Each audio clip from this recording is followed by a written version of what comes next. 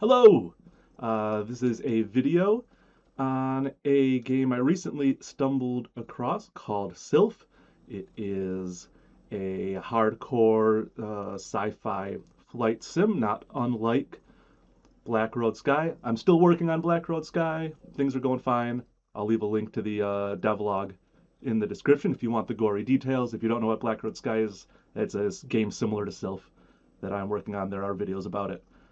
Actually, every other video on this channel is about that because I never planned on using this channel to upload anything else, but there's like zero information about Sylph online.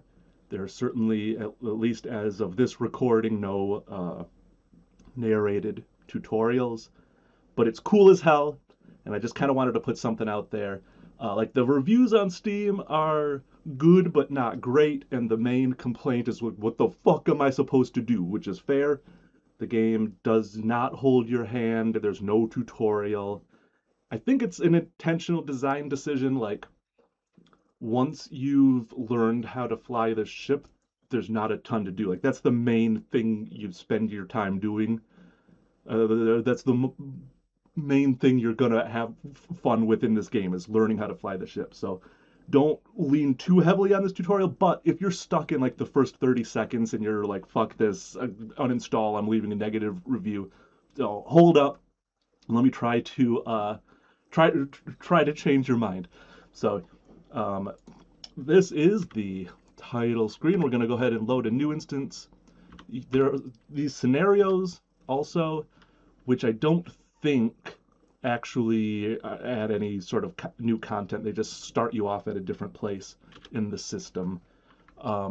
This is a game set in one solar system, or I don't know if it's a handful of planets and space stations orbiting a black hole. Does that count as solar? It's a black hole. Anyway, we're going to go to new instance, and today all I'm gonna do basically is get the ship started up. So and go over some basic information about the game. So if you got stuck right at the start, like it's very easy to do, hopefully this will help. So here is what you fall into. You do have some direction here on the screen, but if you're like me and you're like, okay, press C for menu, good, and then you do that, you lose all of that information and you can't get it back. And you end up in this menu, which I still don't know what a bunch of this shit is. There's a ton of information in this C menu. I think C for console. You can press C again to get rid of it, but like the mouse doesn't do anything, and like the arrow buttons and WASD, nothing fucking does anything. If you were quick and you noticed, it did say to use the 1 through 6 keys, or it said to use the number keys anyway. So if I press 1, I can look over here at nothing. 2, I can look over here at nothing. 3, that's also nothing. 4, that's also nothing. 5, we finally get, like see something. Yeah, once you've selected a screen, for some reason the mouse unlocks and now you can look around. There's not much reason to look around. This is very much a fly-by instruments game. Oh, by the way, frosty beverage. Gotta have a space beverage. You can also press, I think it's Alt, to go between locking the mouse up front and free look. But you'll mainly be using the 1 through 6 number keys. So 5 gets me here to this power control panel. And we've got what you may recognize as a sort of electrical schematic of the ship, which is helpful in figuring out what the fuck you're supposed to do.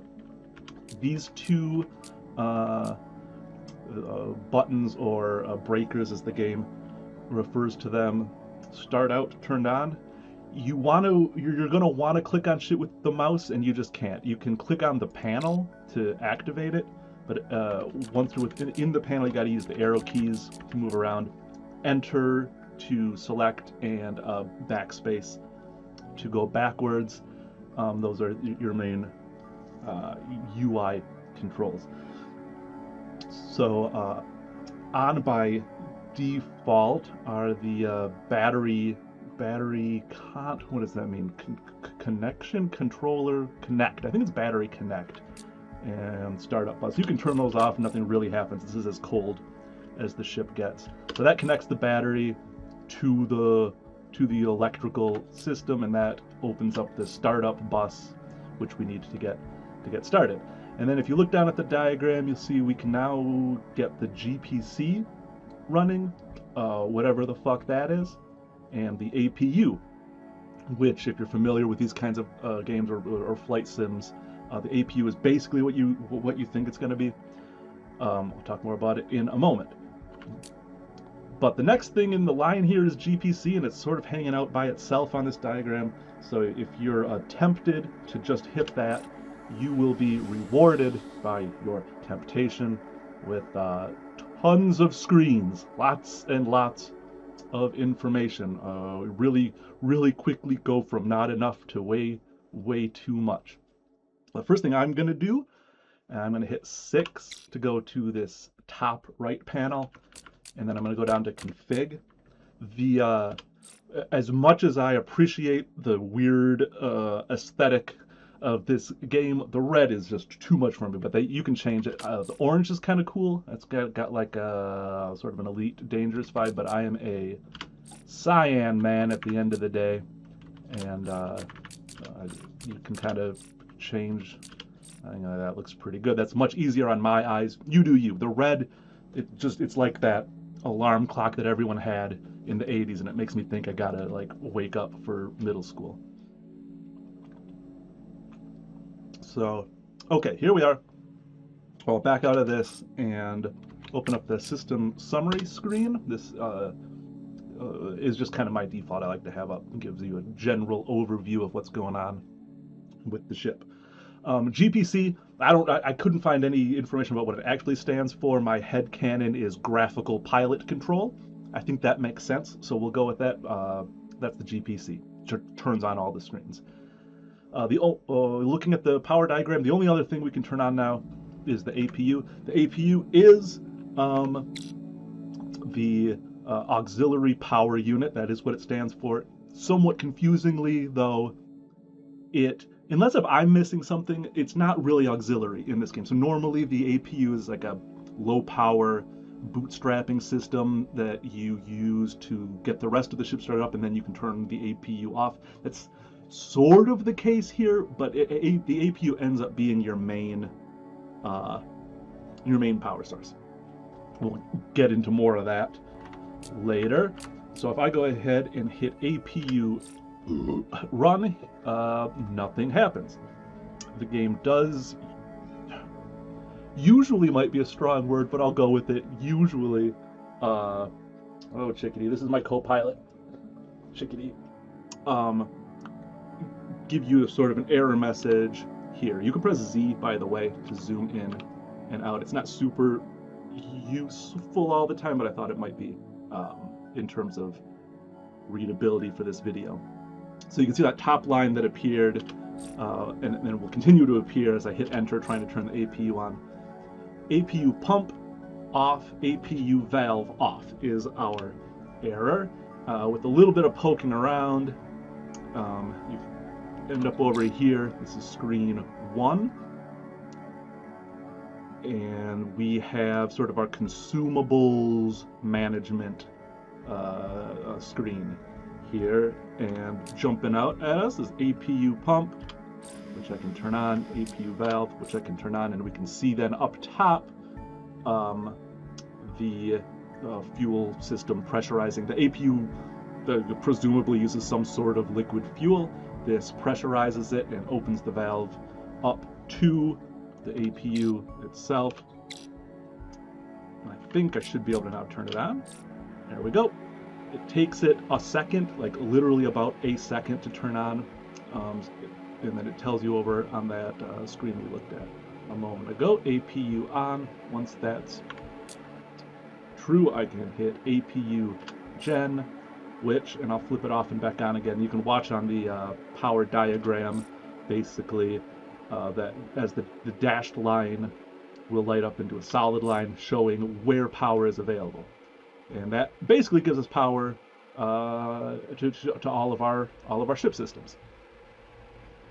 Our Up until now, we've been running solely on battery, and if you look up top in the electrical section there, our battery is at 80%.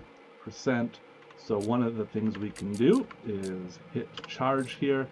That will charge the battery with any excess power from the APU.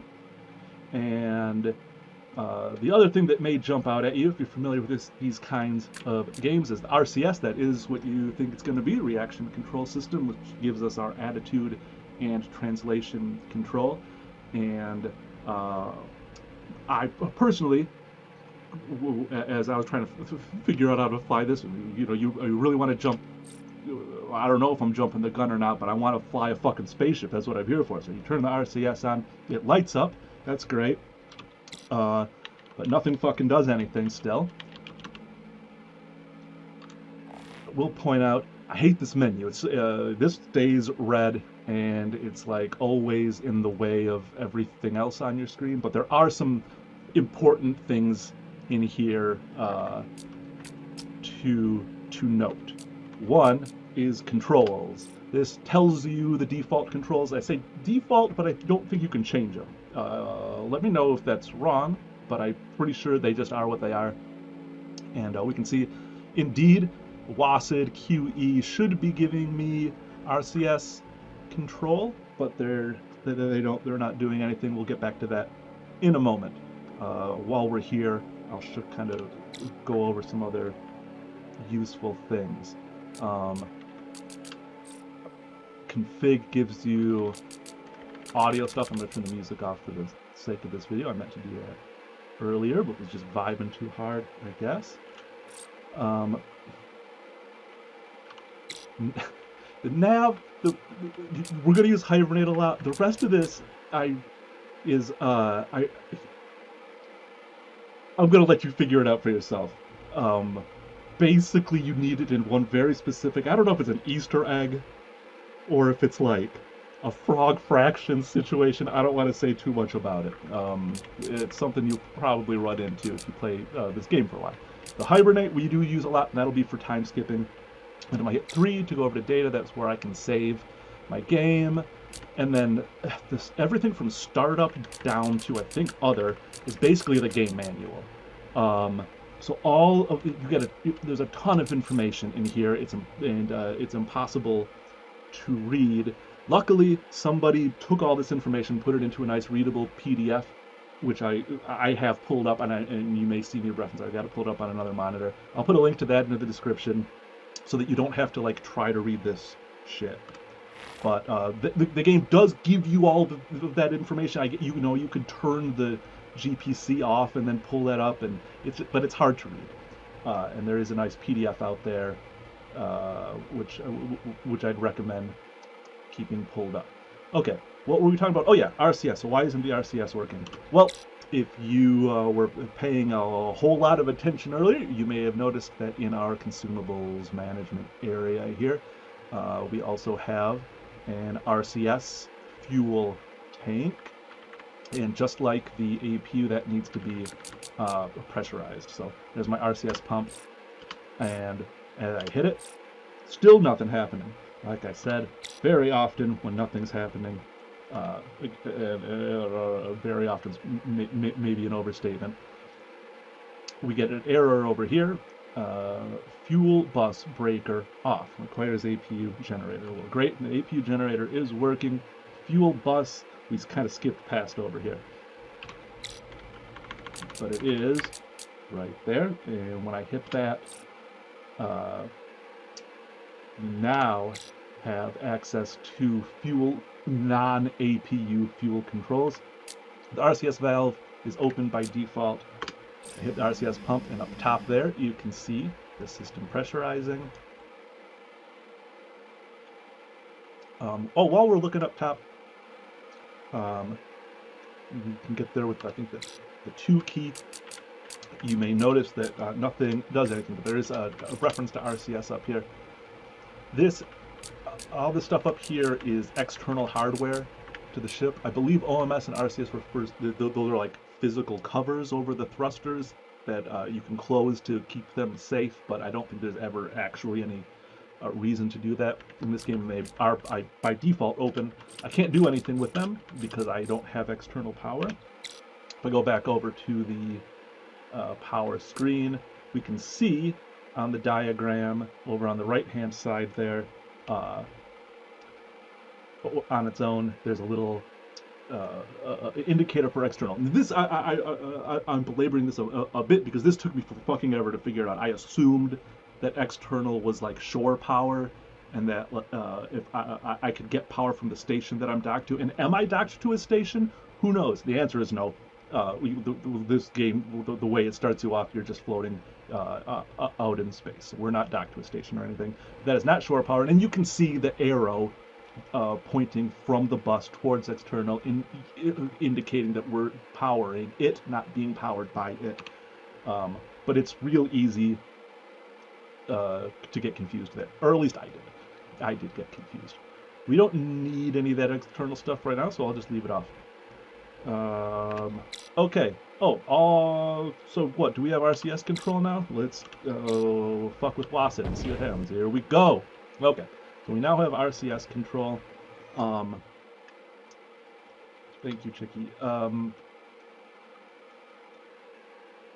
A and D are bound to roll, and Q and E to yaw, which is the opposite of what I would like in a space game. I think it makes sense in a atmospheric flight game. I don't know if I should say this. There is a Discord. The dev is on there and has suggested that they're still working on the game, that they're adding atmospheric flight and stuff. It's not in the game right now. Grain of salt. It would be cool if he keeps adding stuff, or they keep adding stuff. But who knows? The game's not like marked as early access or anything, so there's no obligation. Not that there ever is. With the RCS active, we now also have access to autopilot control. So I hit 3 to focus on the bottom left screen there, and I have all of these different autopilot. They're all begin with AP1, AP2, AP3. It just stands for autopilot 1, autopilot 2, autopilot 3. Most of them are pretty obvious. Kill rotation kills my rotation, and you'll mostly just leave that on. Align prograde, align retrograde, point LOS. I don't remember what LOS stands for, but it's your target, or if you don't have anything targeted, I believe it'll be the planet that you're orbiting. So this will just point me right there, and there's the planet that I'm currently orbiting. It's actually it's got a ring, but the game starts you exactly head on with it, and you can't see it. But it's there. And then Orbit Plus and Orbit Minus are just what this game calls normal and anti-normal, so that's what you'll use for inclination changes. Okay. So that's cool. We've got RCS power. What's left? So we've got MPS control. This is the unfortunately named, unless again maybe I'm missing something, this is the main propulsion system that you never use. You never have to use this in my experience. It has some uses. It gives you a shitload of thrust, and it also comes with this engine generator, which you can use to run the ship. And then you can turn off the APU. If you look up top here, under the propellant section, our APU fuel is already down to 96%. That is really the only fuel you're ever going to have a problem managing. You can also run out of battery, but you have so much RCS, and then you've got, you may recognize liquid hydrogen and liquid oxygen. Those are your main propellants for both the MPS, the so-called main propulsion system, and the OMS over here, which is the orbital maneuvering system. The MPS it's a pain in the ass. It makes sense. It might make sense for like atmospheric flight, but atmospheric flight doesn't exist in the game. Basically, when it's on, you're always thrusting forward, and so it's constantly fucking with your orbit, and it's unwieldy. It's hard to use. So, but we do want to turn on the OMS, the orbital maneuvering system, and just like with the RCS, we've got tanks to pressurize. I don't know why it's called boost. I guess that's like liquid hydrogen to boosters, liquid oxygen to boosters, when everything else is labeled pump. So it is maybe something I'm not understanding there, but in practice, you just turn those on. You can see them pressurize up top. Those are your classic rocket science propellants.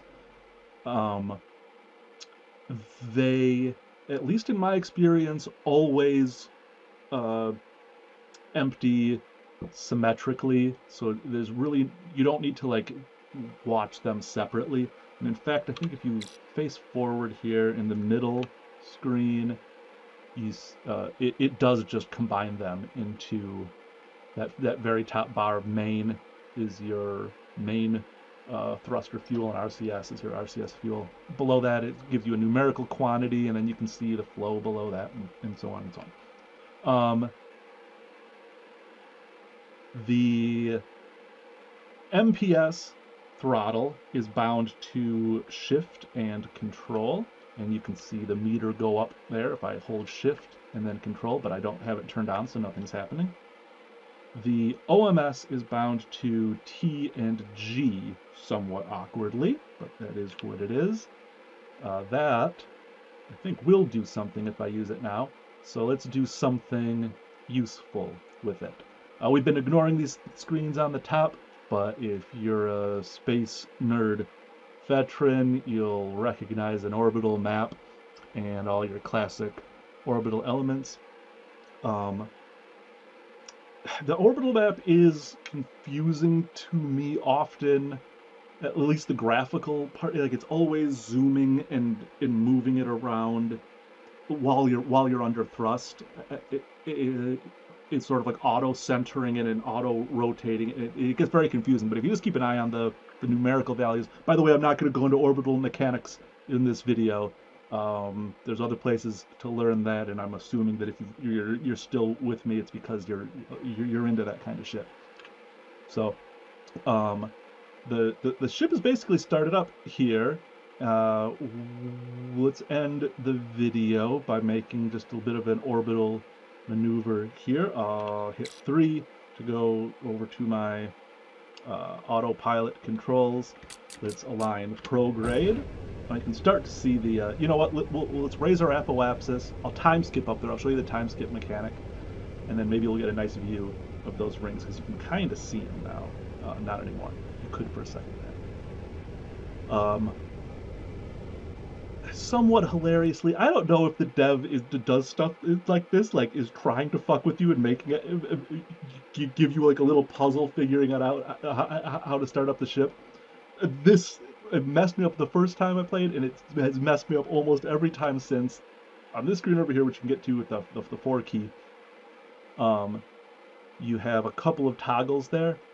The OMS, my orbital maneuvering system, is currently by default set to reverse. So if you don't notice that and you throttle up and you're watching the orbital numbers and you're like, what the fuck, this is the exact opposite of what should be happening. That's because you're in reverse. While we're here, you also have an RCS toggle, which you can toggle from the panel here, but it's also bound to the tab key. So I can just hit tab to go back and forth. This switches between rotational or attitude control and linear or translation control. And again, if you go to this nearly impossible to read menu and check the controls, there you go. you can see like WS in rotation mode is pitch, is forward and backward in linear mode, and so on. And then Q and E is always roll, R and F is always translate up and down. Translate we won't be using in this video.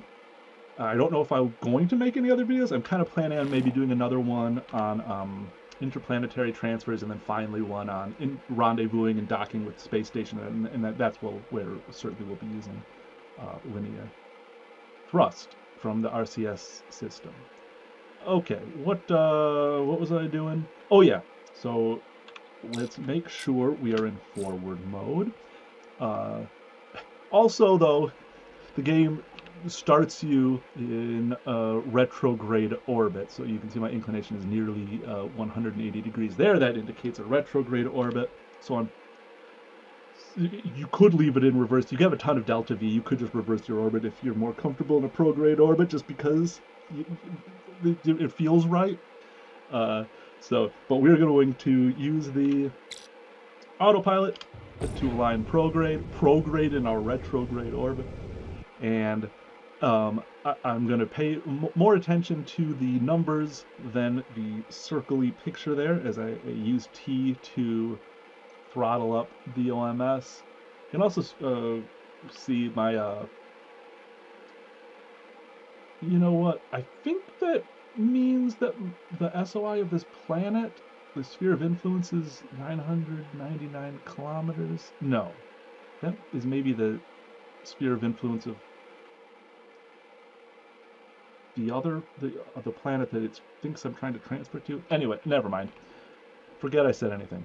I'm going to throttle up, keep an eye on my apoapsis, and let's just raise it to, like, I don't know, 5,000 or something. So I'm at less than 20% throttle there, and we're blasting. I can turn it up more, and that gets us close to my arbitrary choice of 5,000, and it used, according to this readout, 0.0 fuel. You have that was like actually a pretty major maneuver. You have so much delta V, but you do need to worry about your APU. It is now at 91 because I've been jabbering, and occasionally you need to worry about your battery. That's at 92. I guess I can save on APU probably by disabling battery charge. I've got 92 batteries, so I don't need to worry too much about that. Okay, so we've changed our orbit. We're heading towards apoapsis, and those last two values in the on the left there are TTAP, that's time to apoapsis, and time to periaps. So I'm 56, 57 hours away. I'm not sure why it's changing right now, because I'm not thrusting, but like also, oh, I did mention, yeah, we are orbiting a black hole, so whenever like fucked up shit happens, there's like, you know, maybe that's just what it's like orbiting a black hole. Because I don't think I'm thrusting. I don't think that should be changing, but whatever. Not a big deal. So let's use the time skip to get ourselves to apoapsis, now 60 hours away. The time skip, like I said, is this in the navigation menu, down to Hibernate. If I select that, you can see the first line says blocked autopilot on. That's because you cannot use the time skip while autopilot is active. Boom, boom. Autopilot is off. Bring it back up. Now it says blocked because the APU is on. You cannot use the time skip while the APU is on. This is a little bit annoying, but I mean, I get why the dev did it. Time skip stuff is a major challenge, and it works really well in this game.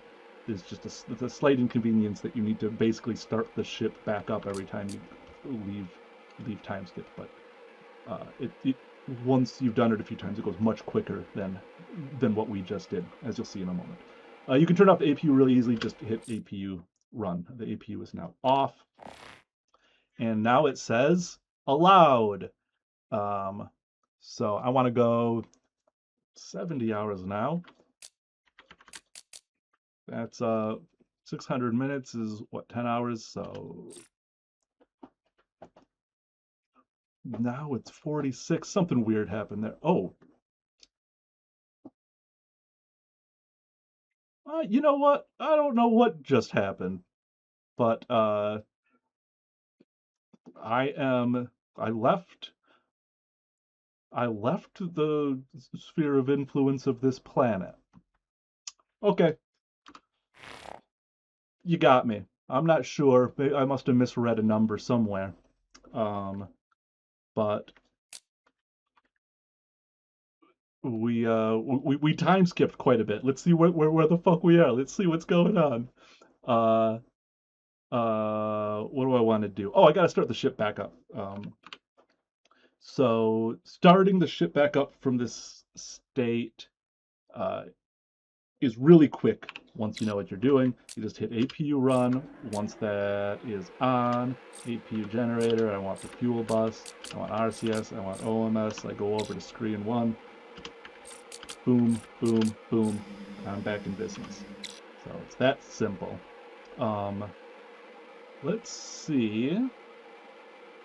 I'm going to go ahead and target. That's something we haven't done yet. And this for the last thing for this video. I'll turn on the external power bus. We'll go over here, turn on my antenna. The antenna is what you can use to target shit. Back out here, go into the antenna menu. I think that was, oh, I'm already targeting. I think that was the planet that I was just orbiting. So I should be able to go point LOS, and maybe we'll see those rings now. See how far away I ended up. Not too bad. And you still can't see the rings. What a disappointing ending. Well, that's how you start the ship up. I've put a good, I don't know, 15, 20 hours into this game, and as you can see, I still haven't figured everything out. I'm still quite confused a lot of the time. So, like, if you're in that same boat, don't feel too bad. But hopefully that it gives you something to go off of if you were, like, stuck in the first 30 seconds of the game and getting pissed off.